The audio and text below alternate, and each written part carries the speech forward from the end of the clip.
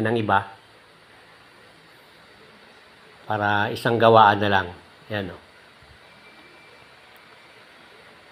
Ito kasi guys ay sa labas siya. Maglalagay ng terrace dito sa labas. Ay kitang-kita ng mga tao, ng mga dumadaan. Pagka kitang-kitang tabingi, ang pangit naman tingnan. Kaya itutuwid natin. Ayan. Kulang pa, medyo kulang pa yung pagkakasilsil natin. Kailangan talaga maipapantay natin guys para maganda naman. Yan. Total, uulitin din lang naman. Ay baguhin na rin natin, itatama na natin yung level ng para pantay siya. Yan.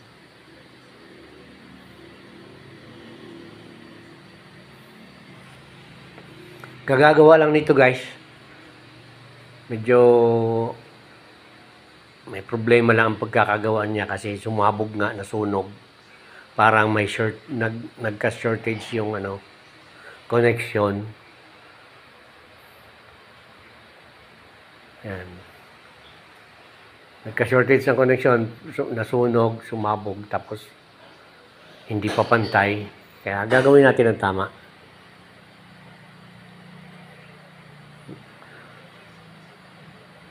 Ang gumawa nito guys, hindi ako ang gumawa nito guys.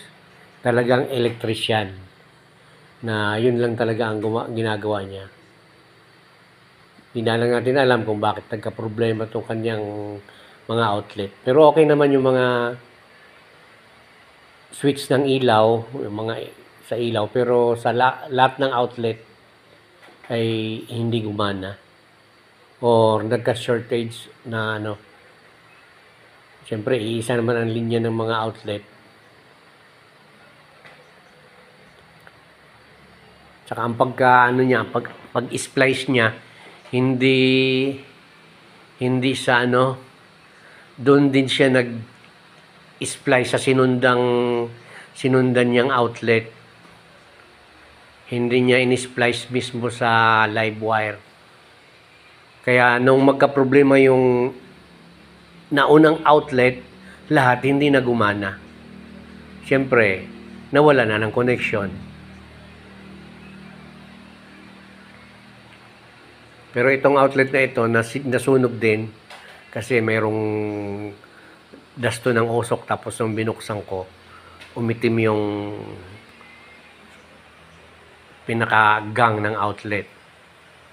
Ibig sabihin nasunog. Kaya pinapalitan na rin ng may-ari. Yan guys, pantay na siya. Siniksikan na natin ng tapos bahala na ang mason maglagay ng semento. Ito kakabit natin guys yung bago nating gawa na tugang outlet. Ito bagong bili na to guys, nilagyan na natin ng connection. So ikakabit na natin itong tugang outlet nating inasimbol. Nilagyan na natin ang connection yan guys. At pinantay na rin natin yung utility box. So ayan, nakakabit na. Lalagyan na lang natin ang takip, ang tornilyo, tapos ang takip. Ngayon, bahala na yung mason guys magsemento nito para hindi siya matanggal. Tornilyo na naman ang pinoproblema natin guys. Ayan.